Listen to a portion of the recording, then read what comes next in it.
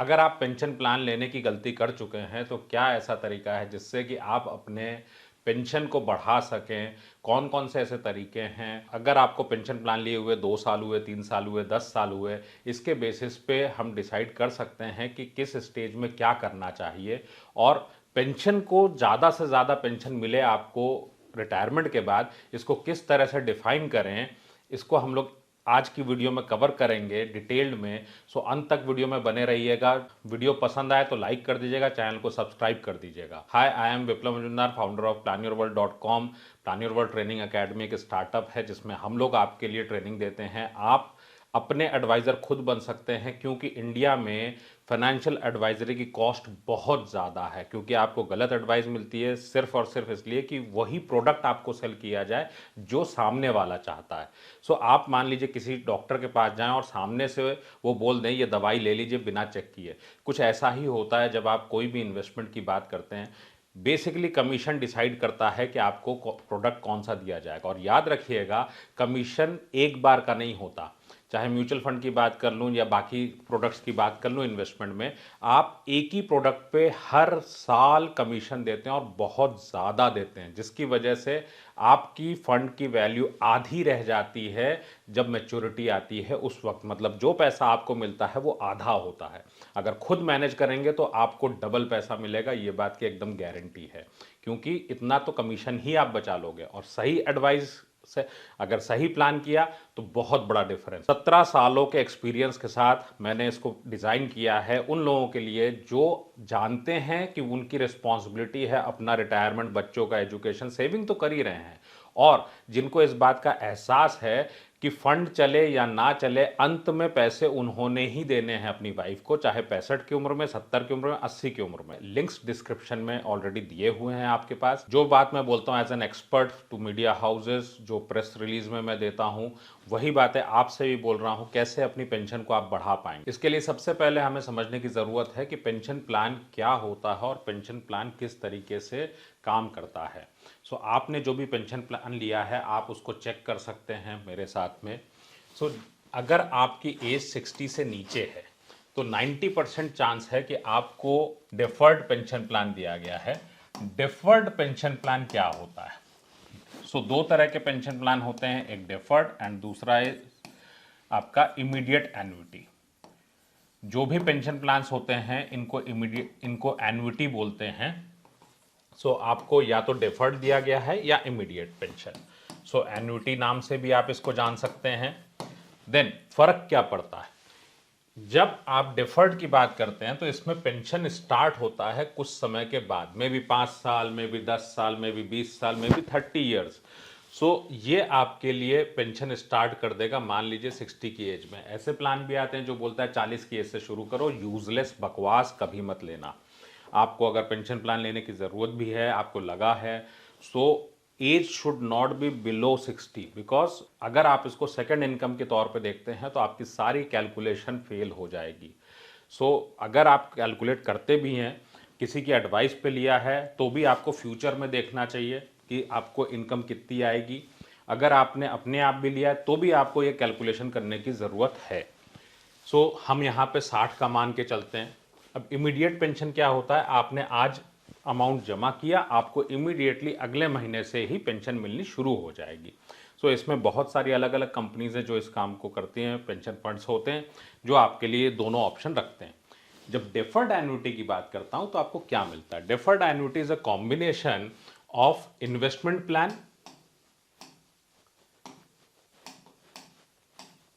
Plus आपका immediate pension. ये दोनों चीजें उस प्लान के अंदर में होती है।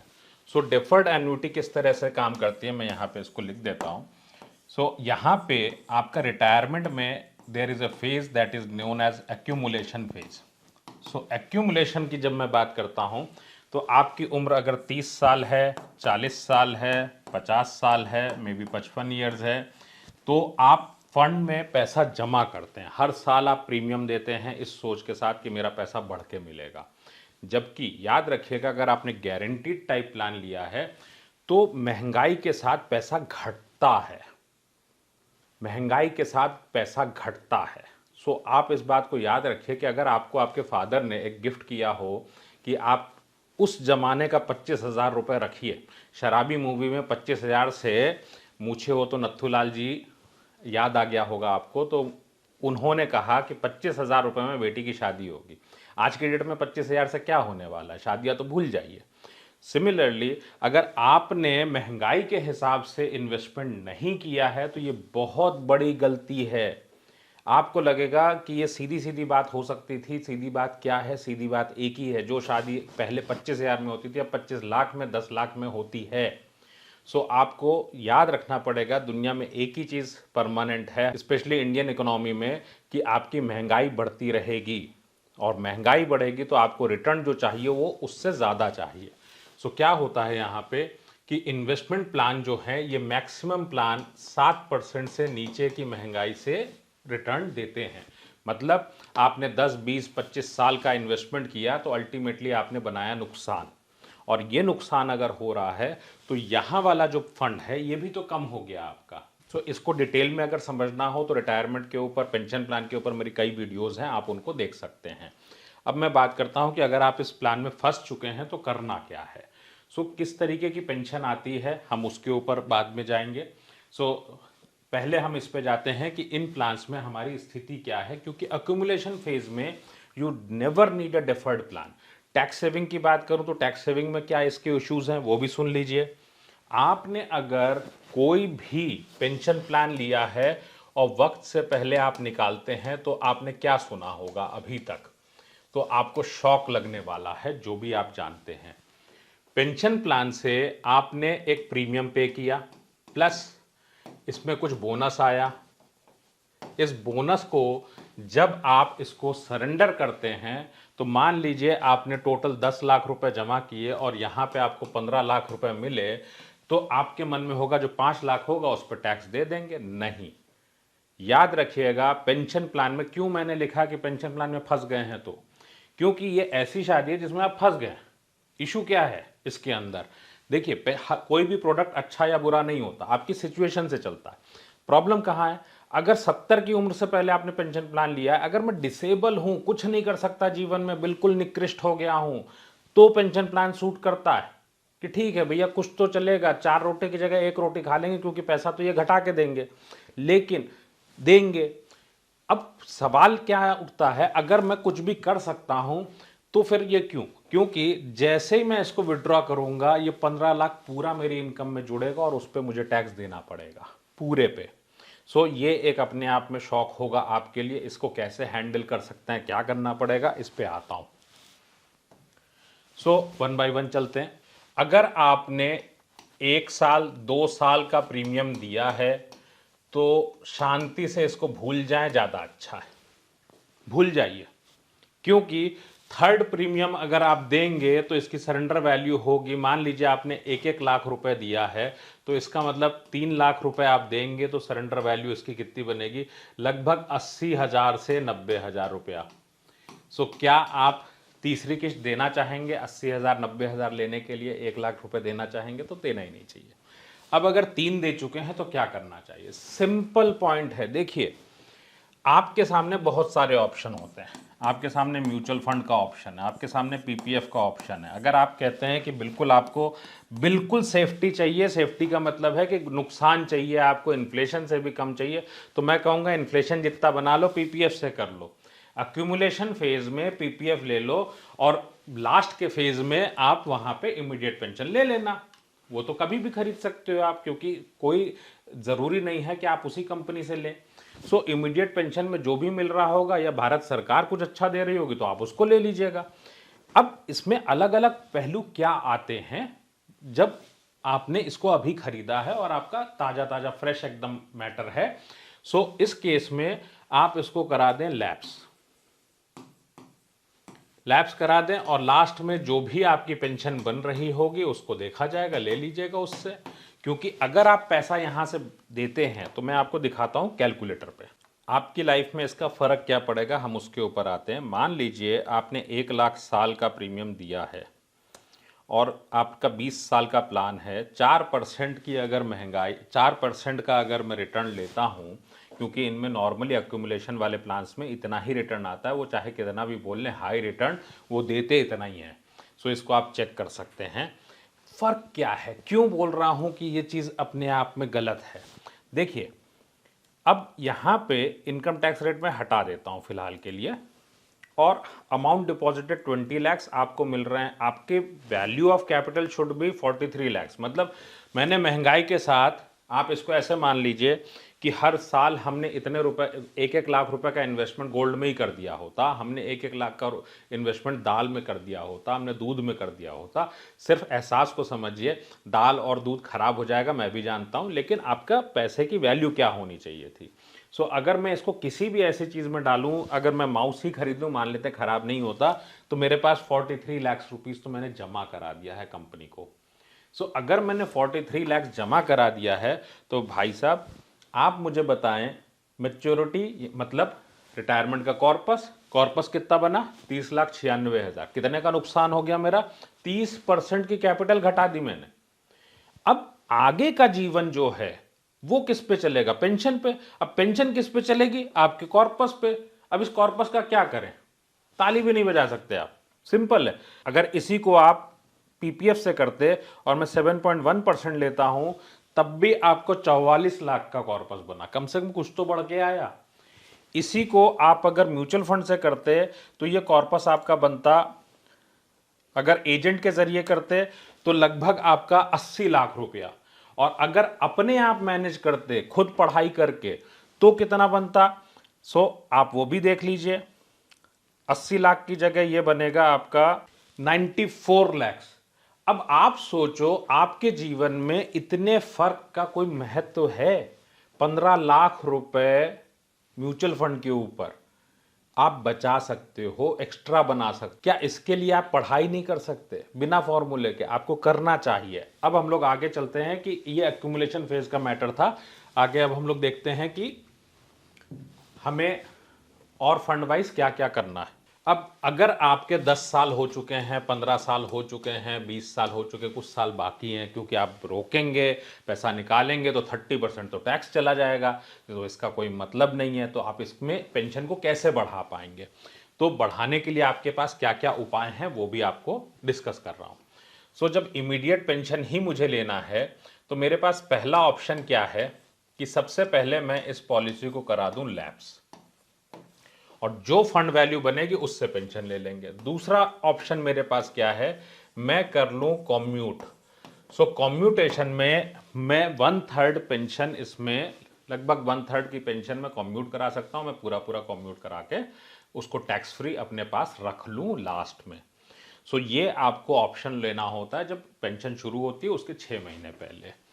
सो ये करना क्या है आपको, इमीडिएट पेंशन में जो भी पैसा है वो मिनिमम जाए कंपनी के पास, क्योंकि ये पैसा भी कम पड़ जाता है। दूसरा, पेंशन प्लान में इमीडिएट पेंशन की मैं बात करूं तो काम कैसे करता है। मान लीजिए इसने आपको 25,000 की पेंशन शुरू की, तो पहले साल से लेके 90th ईयर तक, मतलब आपकी एज अगर 61 की है तो 61 से 90 की एज तक या 100 की एज तक जब तक आप हैं, आपको ये 25 के ही मिलेंगे, जबकि आपके खर्चे लगातार बढ़ते चले जाएंगे। अब आपके जीवन का एक बहुत बड़ा पैसा यहां पे फंस गया, तो आपको घर चलाने के लिए तो पैसा चाहिए, पेंशन प्लान दे या ना दे, क्योंकि इसके ऊपर कोई बात ही नहीं करता।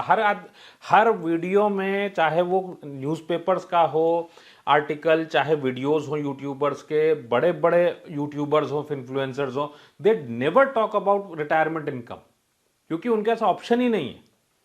पॉइंट इज, इस कॉर्पस से आप इनकम कैसे लेंगे? फ्रेंड्स, हम क्या सोचते हैं 60 की उम्र में लाइफ खत्म, नहीं। जितने लोग मेरे पास 60 की उम्र के हैं उनकी टेंशन ये होती है मेरे घर में इनकम कैसे आएगी लगातार। तो एनपीएस अच्छा है क्या, अच्छा है? कुछ नहीं अच्छा। एक थंब रूल, आपके घर में बढ़ती हुई इनकम आनी चाहिए। देख लीजिए, आपके लाइफस्टाइल में जो भी खर्चा है, कौन सा खर्चा हम कम कर सकते हैं? कोई खर्चा कम नहीं होगा। जो लाइफस्टाइल है ये सेम है, खर्चा लगातार बढ़ रहा है।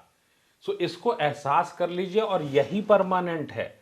आपका पेंशन बनाने के लिए थंब रूल बोलिए, कुछ भी, किसी भी रूप में आप इसको माने, यही मेन चीज है। जो इनकम आए वो बढ़ते क्रम में आए। यहां आप देखिए, 45 की एज पे अगर 50,000 का खर्चा है, 90 की एज में 10 लाख रुपए महीना।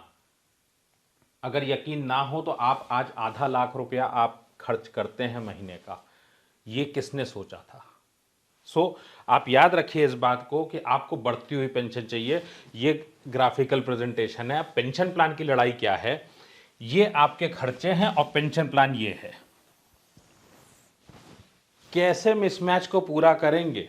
क्या मैडम को लास्ट में ये बोलने वाले हैं कि दूध कम लाओ, खाना कम बनाएं, रोटी कम बनाएं, दवाई कम कर दें? डॉक्टर को बोलेंगे? नहीं बोल सकते। फ्रेंड्स, पहले तय करिए, क्योंकि पेंशन प्लान में अगर पैसा फंस गया तो पैसा आप निकाल नहीं पाएंगे। और आप अगर देखेंगे कि हर कंपनी आज की डेट में पेंशन प्लान बेचती है, बैंकों के अंदर पेंशन प्लान की भरमार है, टीवी के अंदर पेंशन प्लान ही बेचे जा रहे हैं। क्यों? क्योंकि आपकी नीड है और लड़ाई यह है कि आप पढ़ना नहीं चाहते। आपके अलावा कोई भी दूसरा व्यक्ति क्यों आपके लिए काम करेगा? आप सोच के देखिए, सबके पास एक स्कीम है, वो स्कीम को बेच देंगे। लोग मुझसे कहते हैं आप भी तो अपना कोर्स बेच रहे हैं। हम कोर्स बेचते हैं 299 रुपए वन टाइम। आप दे रहे हैं 15 लाख, आप दे रहे हैं 50 लाख, अलग अलग एजेंट को अलग अलग अमाउंट दे रहे हो आप। आपको पढ़ने के अलावा कोई ऑप्शन नहीं। इसकी रेमेडी क्या है आपके पास, उसको हम लोग देख लेते हैं। जो सबसे फुल प्रूफ तरीका है आपकी रिटायरमेंट प्लानिंग का, that is your customised solution. Customised solution का मतलब ये हो गया कि आपके जीवन में, आपके करियर में कितने साल बचे हैं, आपको 60 की उम्र से लेके 90 की उम्र तक कितनी इनकम चाहिए, इंडिया में कौन कौन से ऑप्शन है इनकम के। सो ऑप्शंस ऑफ इनकम, इसको आप चेक करें, एक बार में चेक करें इसको, और उसके बाद इनकम के ऑप्शन के हिसाब से आपको रिटायरमेंट किस ऑप्शन में चाहिए, रिटायरमेंट की इनकम आप डिफाइन करिए। क्योंकि देखिए, पेंशन प्लान आपने ले लिया, पैसा नहीं आया तो भी खाने पीने के पैसे चाहिए फ्रेंड्स। सो इस बात को बिल्कुल ध्यान रखिए। आपको लगे कि ये झूठ बोल रहा है, you go and check my profile, आप चेक कर लीजिए। I am a certified financial planner. आपको जागरूक करने के लिए ही प्लान योर वर्ल्ड प्लेटफॉर्म बनाया गया है, ताकि आपका पैसा है, आपका रिटायरमेंट अच्छा हो। एक चीज जो आपको और करनी पड़ेगी, आपको सिर्फ और सिर्फ अपनी फाइनेंशियल या मनी आईक्यू को बढ़ाना पड़ेगा।